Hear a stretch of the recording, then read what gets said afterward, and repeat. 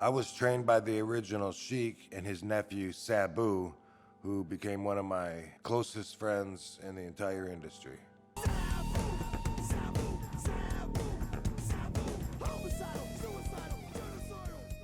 We're extreme even for the status quo of the wrestler, but the old school mentality was that, and there's not that much of it anymore.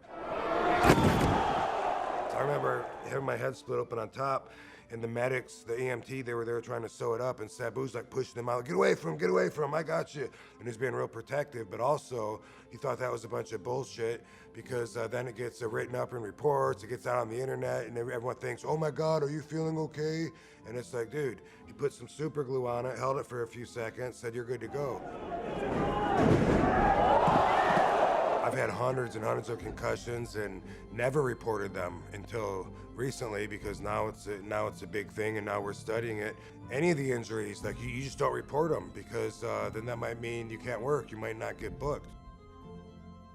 I think that's why with this concussion, a lot of people are way more freaked out than me. They're like, dude, aren't you worried? And it's like, you know, it's just like just having another injury and feeling like I'm not hurt. This one happens to be a brain injury. So this concerns, but at the same time, it's like, whatever. You know, I talk to the other wrestlers and they're like, oh yeah, it happens to me all the time. I had one last 6 months. I had one last. So it's a total different mentality behind the closed doors of wrestling. You know, I donated my brain and spine like back in 2007 or so.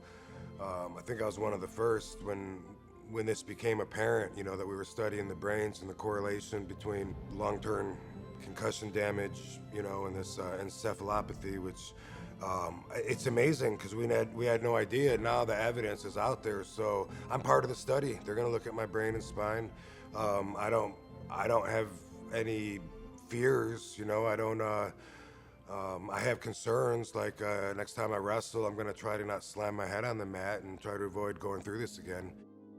When I walked away from WWE in 2007, I say I walked away because I did. I finished my contract and I chose not to re-sign because I was so burnt out, I had to disconnect. So what they did in 2007 to put me out for the storyline so that I could just be out for a while, they decided back then, and this was before we started like really looking into concussions, they wrote me out with a concussion, being kicked from another wrestler, Randy Orton. And when they gave it to me, I was like, dude, I'm tough. I hate being written out with an injury. Almost all of my injuries in my wrestling career that the fans know about have been written in. And my pride says, dude, I wanted to go down in history as being like one of the toughest guys that never got hurt, regardless of my very physical car crashing style. Check it out, watch. Oh! Oh my God! Oh man, that's not good. You know, I mean, I throw myself into every bump that I take. I'm diving out to the floor. Roll the thunder! My whole career, everyone said I'd have a really short career because of my style, and the fact that I've gone so long past everybody else that said that, I like that they look up to me like, wow, I guess you have something we don't.